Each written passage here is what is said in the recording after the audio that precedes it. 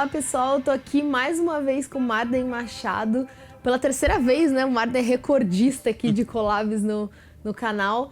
Espero que vocês gostem do papo que a gente vai ter sobre cinema brasileiro, para mostrar que o nosso cinema é diverso e interessante e como que vocês podem aproveitar essa cinematografia com dicas que a gente vai dar para vocês. Se você analisar as outras cinematografias, seja da Europa, seja mesmo a americana especificamente, nos Estados Unidos você percebe que existem apenas dois grandes núcleos produtores de audiovisual. Fica sediado em Nova York ou em Los Angeles. Você não, ou pelo menos a gente não tem acesso a outros produtos feitos com temáticas regionais de outros lugares dos Estados Unidos. Sim. Aí você vem aqui para o Brasil, você vê que tem filme sendo produzido no Rio Grande do Sul, no Paraná, em Brasília, Minas Gerais, Rio e São Paulo, que são os dois maiores polos produtores. O Nordeste é rico em produção. Então, há uma gama muito grande, uma diversidade muito grande, não só de temas, mas também de narrativas, maneiras de contar histórias. E isso, infelizmente, não tem a devida valorização. Desde que a gente começa a consumir, né, produtos audiovisuais, assim, falando de cinema, né, que é o nosso foco aqui, a gente sofre esse processo de colonização cultural, assim, né? Então, eu sempre comento isso quando me perguntam, e é verdade mesmo, assim, durante boa parte da minha vida eu achei que basicamente só existia cinema americano, né? Porque você acha que só existe aquela maneira de se contar histórias, aquelas narrativas, aqueles temas, aqueles rostos. É o que tá mais acessível, enfim, né? É o que passa na televisão, é o que tá na locadora, sei lá, é o que tá fácil, é o que tá ali, né? Mais próximo da gente. Esse exercício não só de conhecer o cinema brasileiro, mas de conhecer outros tipos de filmes que saem fora desse circuito norte-americano, né? Do que a gente tá mais exposto, né? Eu acho que demanda uma atitude muito mais proativa do espectador, né? De realmente querer conhecer e ir atrás e tal. É quase uma garimpagem mesmo. Não, é demais. E é um pouco esse momento de virada que aconteceu comigo, né? Que acho que acontece com muita gente que gosta de cinema. Que é esse momento de parar e pensar, nossa, o que existe além disso, né? E descobrir que tem todo mundo, né? Pra ser explorado. E aí eu acho que isso é um caminho sem volta, né? Quando você começa, você não consegue sair mais, né? Então, e é maravilhoso, né? Qual é a primeira dica ou a primeira sugestão que você nos dá de um filme brasileiro? Tava pensando aqui nisso, quando a gente fala de cinema brasileiro é muito comum ele ser relacionado ao movimento do cinema novo, né? Que é um movimento, enfim, de relevância internacional e tudo mais, né? Que veio pegando carona com vários outros movimentos que estavam acontecendo no mundo, né? Como a Nouvelle Vague, né? Que foi uma das inspirações, né? Desses novos cinemas, né? Daquele momento. E aí, quando a gente fala de cinema novo, né, entrando nesse momento do cinema brasileiro, né, foi um momento rico e tudo mais, a gente sempre lembra de alguns diretores que são cânones, né? Glauber Rocha, do Nelson Pereira, Joaquim Pedro, enfim. E aí eu queria justamente ir um pouco na contramão disso e indicar a única diretora, né, conhecida como a única diretora do cinema novo, que é a Helena Solberg, e que o trabalho dela é pouco conhecido, mas felizmente, recentemente a gente tem visto esse movimento de revisita, né, e de resgate da própria história do cinema brasileiro, de alguns nomes, né, que não foram muito destacados, assim, pela história oficial, digamos. E Helena Solberg é um deles. Ela fez um curta chamado A Entrevista. Esse curta foi feito nesse momento, né, de efervescência mesmo. Ela tinha esse convívio, né, junto com esse grupo, né, ela fazia parte, de fato, desse grupo, né, ela conhecia o Jabor, enfim, Sganzella, Glauber e tudo mais. Ela estava ali nesse... E se quem quiser ver esse filme, onde é que encontra? Ele tá no YouTube. Tá no YouTube, completo, fácil. E é um curta que discute, né, bastante interessante, porque ele propõe um movimento um pouco do que alguns filmes do Jabor fazem também, né? Que é um pouco refletir essa classe média, né, brasileira daquele momento.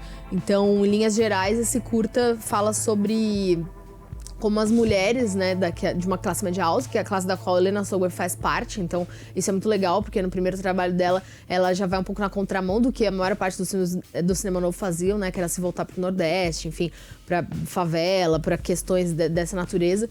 E ela lança esse olhar sobre a classe da qual ela faz parte, ela pertence, porque ela tá num momento de questionamento pessoal dela, né, porque ela tinha casado há um tempo e tal, tinha tido filho, então ela tava um pouco questionando, né, o que era esse papel dela, né, enquanto mulher, né, mãe, esposa. Artista. Exatamente, então ela tava questionando muito essa questão do casamento, de como as coisas se configuram, né, dentro desse contexto. Discute temas que continuam atuais, Com certeza. Então, naquele momento ela entrevistou 70 mulheres que estudaram com ela, enfim, que faziam parte do círculo social dela, pra elas falarem sobre casamento, sobre o que elas esperavam para o futuro, quais eram os planos delas, o que elas achavam, né, do papel da mulher, né, dentro dessa instituição chamada casamento. E aí, opiniões diversas, né? Essa é a riqueza desse filme, eu acho, porque não tem uma única voz ali, né? Então, tem mulher que vai falar que acha que realmente que as mulheres têm que adquirir cultura só pra ser uma parceira ótima pro marido e pra frequentar eventos sociais e que realmente trabalhar é um absurdo, e vai ter mulheres que recusam esse papel totalmente, assim. Então você vai ter ali todo um painel de vozes que são conflitantes, né? E que é interessante, porque não existe a mulher, né? Existem mulheres que pensam e que não de maneira envelheceu, diferente. né? Com certeza. E para pegar essa mesma deixa, meados da década de 60, um momento muito rico no cinema brasileiro, por conta da efervescência do cinema novo. Eu destaco desse período 2 filmes do Glauber, coincidentemente os 2 primeiros, até por razões distintas. O Barravento, que é o primeiro filme que ele dirige, que tem uma pegada bem neorrealista, que ele acompanha o trabalho de um grupo de pescadores à beira-mar, então tem um clima que remete um pouco à Terra Treme, do Visconti, e tem aquelas características que marcaram muito o neorrealismo italiano, de pegar gente do povo, nada muito profissional, no caso das atuações, mas algo muito da realidade que eles vivenciavam.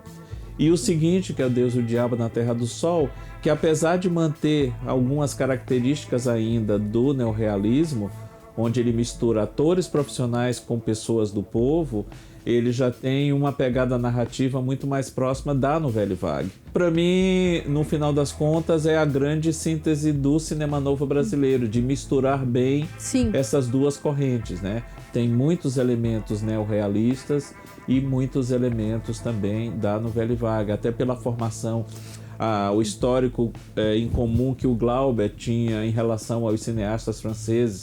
Tinha escrito sobre cinema, tinha sido crítico de cinema, era estudioso do cinema, escrevia bastante sobre cinema, falava bastante sobre cinema, tinha aquela aura do cineclubismo, de juntar para ver filmes. Era mais que só um cineasta, era um pensador mesmo, pensador, né? Exatamente. Um dos caras que eu mais gosto, assim, do cinema novo, e que talvez ele não seja tão lembrado, assim, como Glauber, Nelson e tudo mais, é o Leon Hirschman.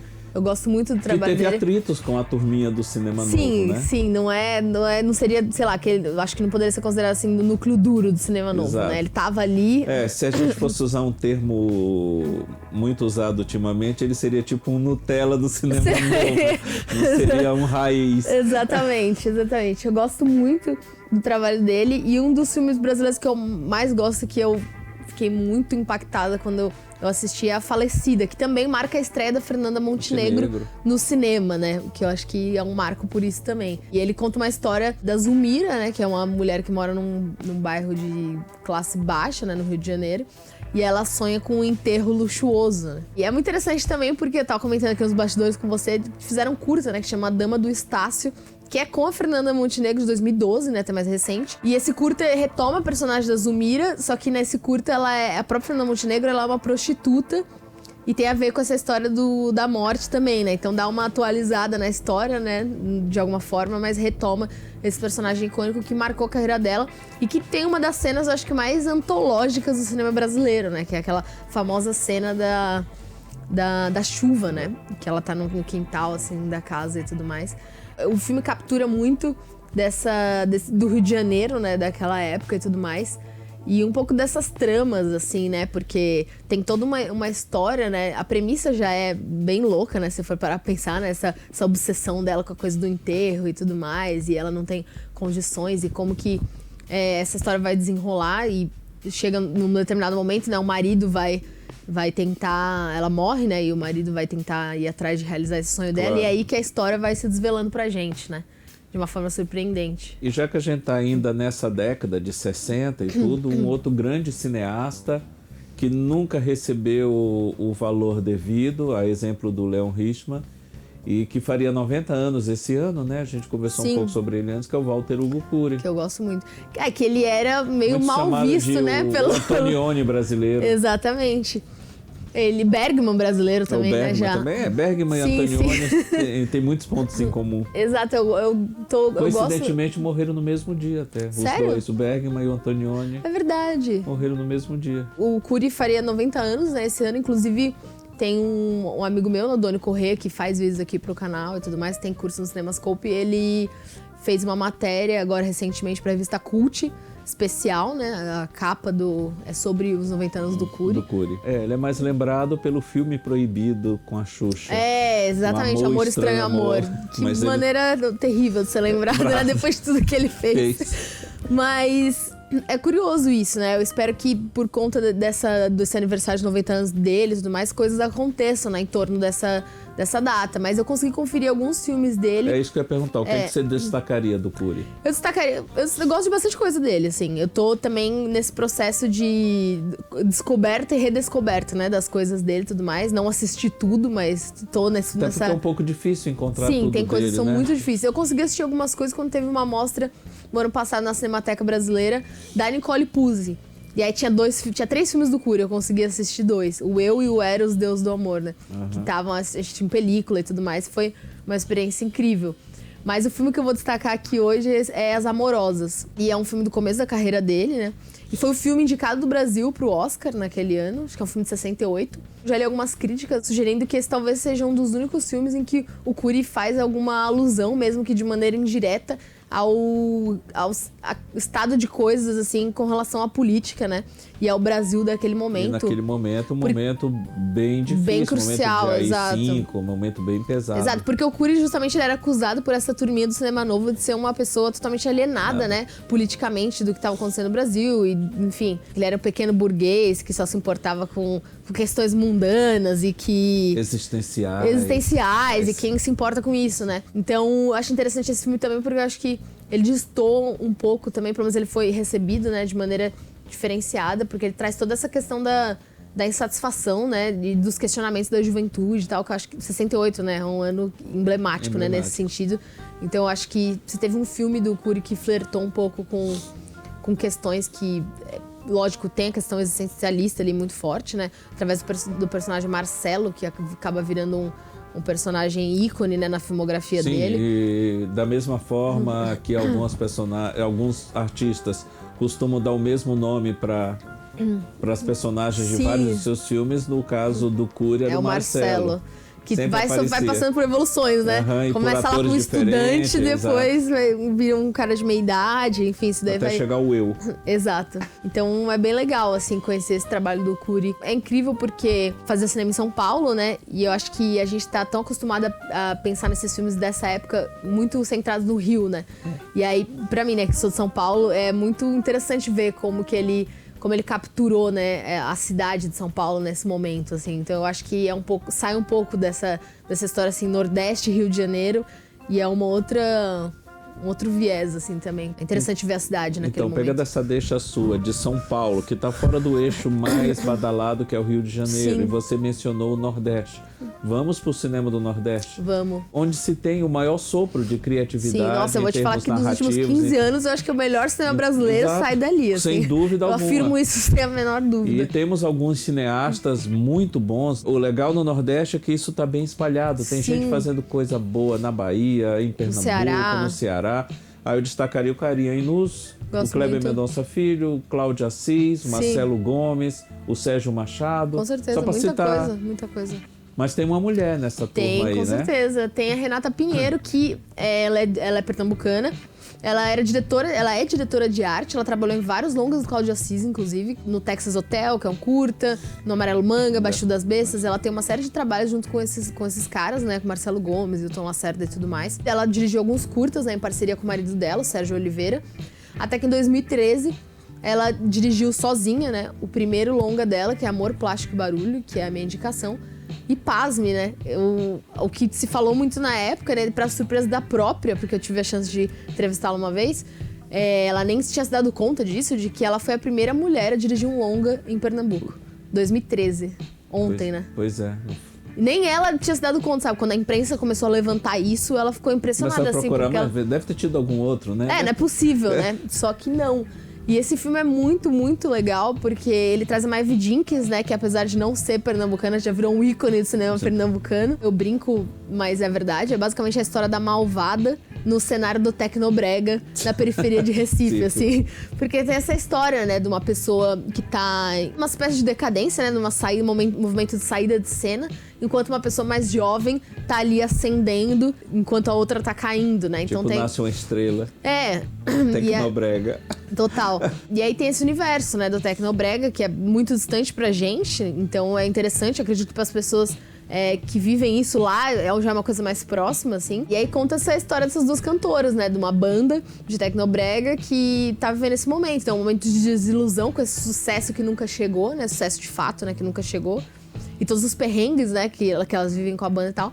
Mas tem muito humor, enfim, tem uma linguagem, assim, bem leve, mas tem uma discussão, né, sobre como as mulheres são usadas dentro desse cenário, assim. Que no âmbito geral é algo que é bem característico do cinema feito no Nordeste. Há muita humanidade. Sim. Um caráter humanista muito forte, muito acentuado em todas as obras. Sim. Esse filme mesmo é muito isso, né? Você olha pras pessoas e, assim, se eu não me engano, muitos dos atores da banda, enfim, das pessoas que estão ali no entorno, né, do núcleo principal, são pessoas que são daquele mundo mesmo, né? São não atores, né? Sim. Então isso traz um tom de veracidade, assim, e de realismo muito mais forte, né? E mesmo as atrizes, né? Você olha pra elas e fala, sim, elas poderiam ser as cantoras dessa banda tranquilamente, sabe? Não tem Aí puxando ainda no Nordeste, dentro desse tom mais naturalista, realista, bem próximo do que a gente vive mesmo, a gente vai naturalmente pro cinema do Cairim Anus, até pelo fato de ele costuma usar no nome das personagens o próprio nome dos atores que estão à frente do elenco. Apesar de toda a filmografia do Cairim ser espetacular, mas eu queria destacar aqui o Céu de Sueli. Gosto muito. Com uma quase estreante, Hermínia Guedes, ela tinha... Nossa, ela é excelente, né? Ela tinha feito uma participação pequena em Cinema Aspirinas e Urubus, que é outro grande filme do Marcelo Gomes. Sim, e ela fez também, só um parênteses aqui, ela fez um curta que chamou O Pedido, que é da Adelina Pontual, que é outra diretora também pernambucana, só que ela não tem nenhum longa, ela só tem curta, ela é assistente de diretora, assistente de direção, continuista. Ela já trabalhou também, assim, no Carandiru, no Que Horas Ela Volta, enfim, ela tá ali, trabalhou em uma série logo deve fazer um longa, né? Tomara, mas ela é dessa turminha, assim, cinema pós-retomada, né? E ela tem alguns cursos e a Emilia Guedes fez esse curta, que chamou Pedido, dá pra assistir também legal. online. A Hermínia no filme é a Hermínia. Uma jovem que foi para São Paulo com o namorado, engravidou. Sim. E aí volta para o interior do Ceará, uma cidade bem pequena do interior do Ceará, esperando o marido, o namorado, né? Que, não, vamos voltar e tudo. Só que ele nunca volta, né? E aquele desejo dela de ir embora de novo. Aquele lugar que já não era dela antes, ela nunca se sentiu bem Agora lá. menos ainda. Agora menos ainda, né? Ela quer voltar. Só que ela não tem trabalho, ela não tem grana.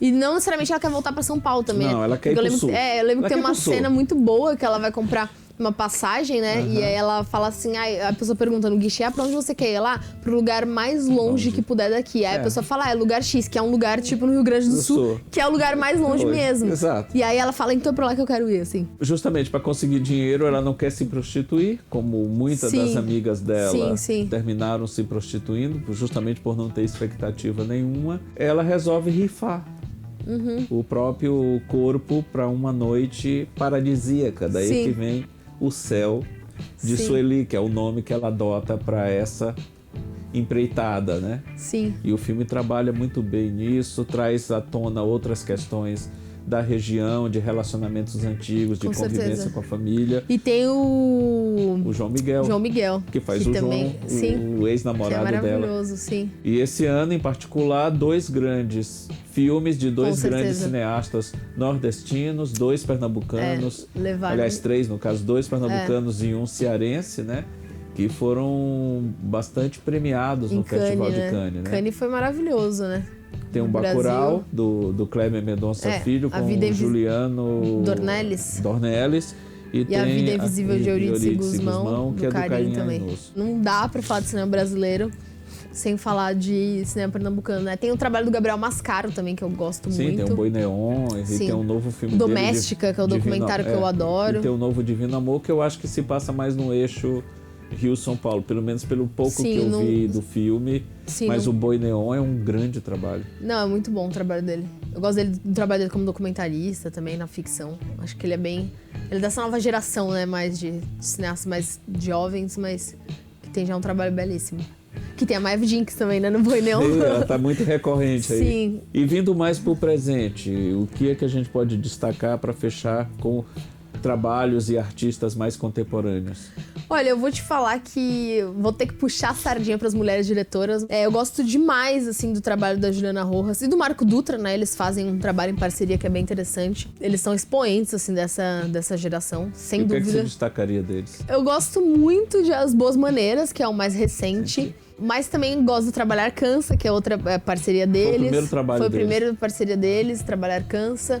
E nessa seara do terror tem um trabalho da Gabriela, né? Que tem dois... Gabriela Amaral Almeida. Amaral Almeida, que ano passado fez o Animal Cordial, agora mais recentemente A Sombra do Pai. E antes do Animal Cordial, que foi o primeiro longa dela, ela tinha uma carreira já bem consolidada como curta-metragista, né? Ela tem muitos curtas, assim, super premiados e incríveis. Ela tem muito curta mesmo, assim, ela produziu bastante até ela fazer o primeiro longa. Então ela já tinha conquistado ali um espaço e feito o trabalho dela circular de alguma forma nesses curtas, né? Terror é um gênero que, de cara, assim, não chama muito minha atenção, né? Não sou muito fã e tudo mais. Mas eu acho que essas diretoras conseguiram, de alguma forma... dar uma outra roupagem, assim, pra esse gênero, mesclando com outro. É um gênero outro... bem versátil. Com certeza. E eu acho que elas têm propostas, assim, sabe? São cinemas que têm propostas, e especialmente se a gente for pensar no Brasil, né, que já dificilmente trabalha cinema de gênero. Então eu acho que elas pegam um gênero que é super consolidado, né, e super explorado em outras cinematografias, e elas ainda colocam, sei lá, questões, discussões próprias do Brasil, questões sociais, enfim, eu acho que elas trabalham isso de uma maneira versátil mesmo. E para encerrar, é aquilo que a gente falou bem no começo da conversa, a grande diversidade que o cinema brasileiro tem, Sim. Não só de temáticas, também agora até de gêneros também, porque eles têm explorado esses nichos que normalmente Sim. você associa a outras cinematografias, mas você tem filme policial, tem drama, tem comédia. Comédia, por excelência, no Brasil é um dos gêneros Sim. mais recorrentes, mas também explorando o suspense, o terror, e com essa diversidade de lugares de produção, temáticas, narrativas, e isso é muito legal, é muito rico. É muito. E precisa ser descoberto e valorizado. Eu sou o maior militante de cinema brasileiro. Onde eu vou e eu posso falar sobre isso, enfim, fazer indicações e tudo mais, é um prazer pra mim, porque eu gosto bastante, assim, sou envolvida não só profissionalmente, mas pessoalmente, assim. Então é isso, espero que vocês tenham gostado. Obrigada mais uma vez, Marden. Foi bem legal. Sempre um prazer conversar com você. Depois vocês comentem aqui se vocês já conheciam esses filmes, se vocês forem assistir. Depois voltem aqui pra falar o que vocês acharam e até a próxima.